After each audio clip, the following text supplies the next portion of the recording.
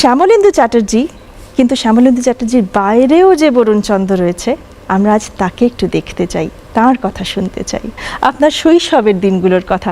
আপনার জন্ম তো বাংলাদেশে, তাই তো? ঢাকায়। ঢাকায়। এখন সেটা এখন বাংলাদেশ, তখন নয়। সেই তখনকার গল্প একটু শুনবো।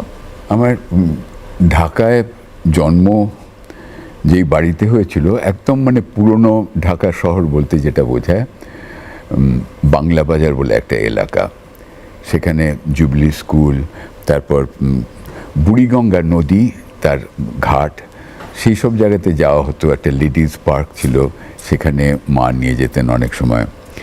ব্রাহ্ম সমাজ ছিল, সেখানে আমার দাদু উপাচার্য ছিলেন, মার বাবা। অনেক সব স্মৃতি রয়েছে আমার।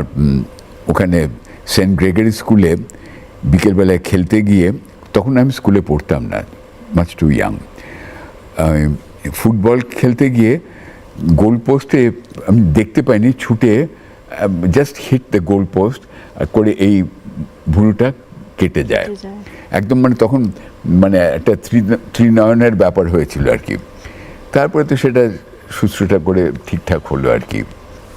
কতগুলো কীরকম মানে একটা স্বপ্নের মতন রয়েছে যে যিনি আমাকে, আমার পিসেমশাই, আমি তো কাঁদতে কাঁদতে ওই স্কুল থেকে অনেকটা দূরে, 1 মাইল 1.5 মাইল দূরে করে বাড়ি এসেছি, ততক্ষণ ব্লিডিং হয়েই যাচ্ছে।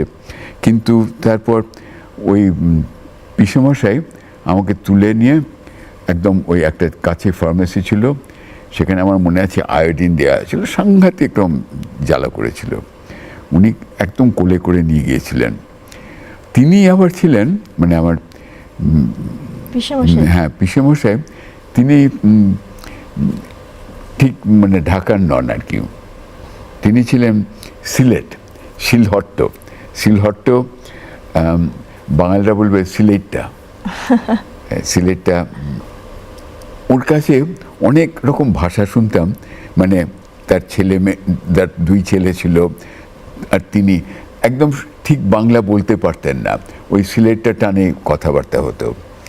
মানে উনি জমিদার মতন ছিলেন আর কি ওই গ্রামের যেখানে থাকতেন। হাতি পুষতেন।